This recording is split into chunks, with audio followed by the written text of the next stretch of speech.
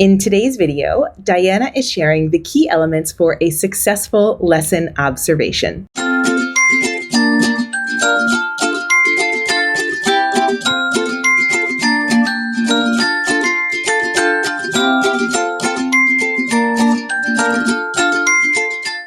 Hi, I'm Diana Beabout, and I've been a teacher, coach, and mentor in the United States and internationally for over 20 years, and am the global cohort mentor for the Coach Certificate and Mentorship program at Eduro Learning.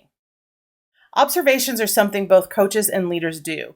In this episode, I'm going to highlight observations from a coaching perspective. However, this is an aspect of coaching that builds leadership skills.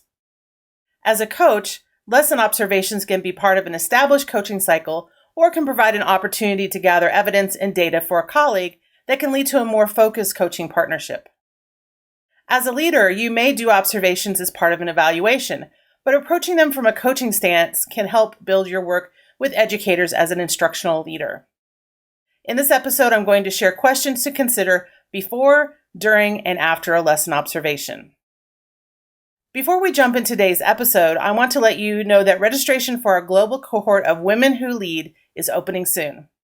Women Who Lead is our online certificate program designed for growing and aspiring leaders, featuring the voices and experience of over 70 successful female leaders from around the world.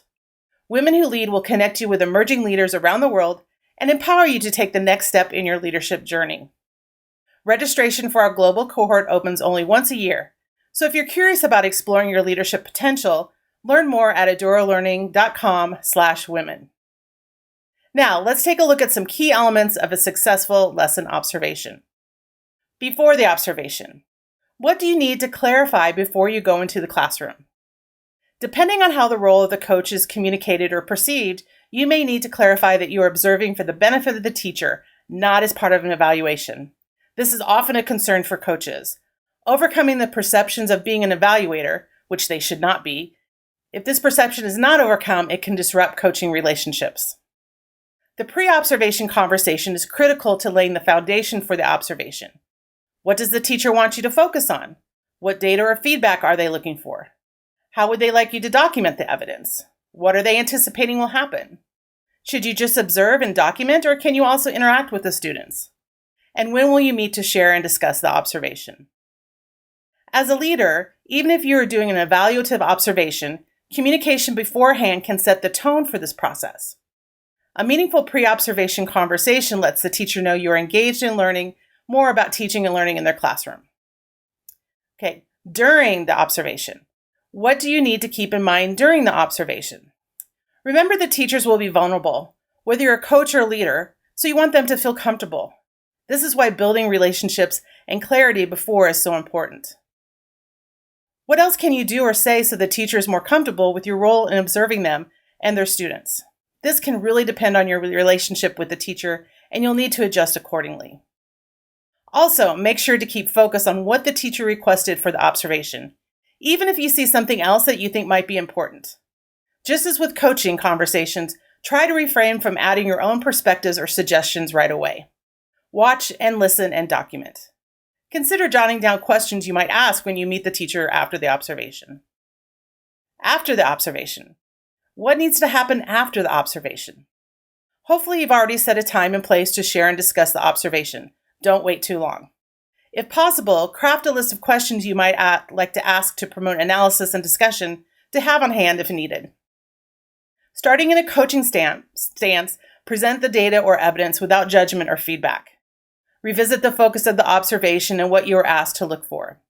Ask the teacher for their impression of what happened during the observation and what they see in the data. This is an important time to be an active listener and letting the teacher lead the discussion. Allow the teacher to come to their own conclusions about what was captured in the observation data. And just as importantly as the observation debrief is determining next steps. Based on this observation and what was learned, what's next for the teacher and the students? What new or refined focus might have emerged from the process? How might you, as a coach, continue a coaching cycle with this teacher? And as a leader, even if this is an evaluative process, your genuine interest in how the teacher will move forward based on this observation shows your respect in the work they are doing. Whether you are a coach building your leadership skills or an aspiring leader Building your coaching skills. Lesson observations are a critical part of our interactions with teachers.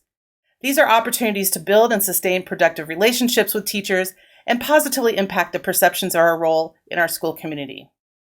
If you're a coach, you might want to think about how observations are part of growing your leadership skills. To dig deeper into that, check out Eduro Learning's The Coach Certificate and Mentorship Program. For more, head over to edurolearning.com/coach. If you are ready to leverage your leadership potential and build your network of inspiring female leaders in education, please join us for our next cohort of Women Who Lead. Inside Women Who Lead, you will build the confidence, competence, and clarity you need to take the next step in your leadership journey. There are plenty of places where you can study the abstract academics of leadership, but Women Who Lead is designed to be a personal journey of the realities behind being a successful leader, told through the individual stories of over 70 experienced female leaders. Registration for our next global cohort is only open May 2nd through 16th. We facilitate only one cohort each year so we can create connected, collaborative, and community-driven global cohorts. Now's your chance to level up your leadership and reach for your dream job. Become a member of Eduro Learning community today. Go to edurolearning.com/women to find out more.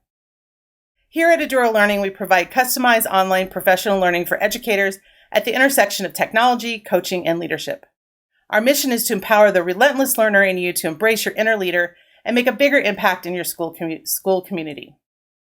Join our Coach Better Facebook group and connect with us on social media at Eduro Learning for more great resources at the intersection of technology, coaching, and leadership. Thank you for joining me today.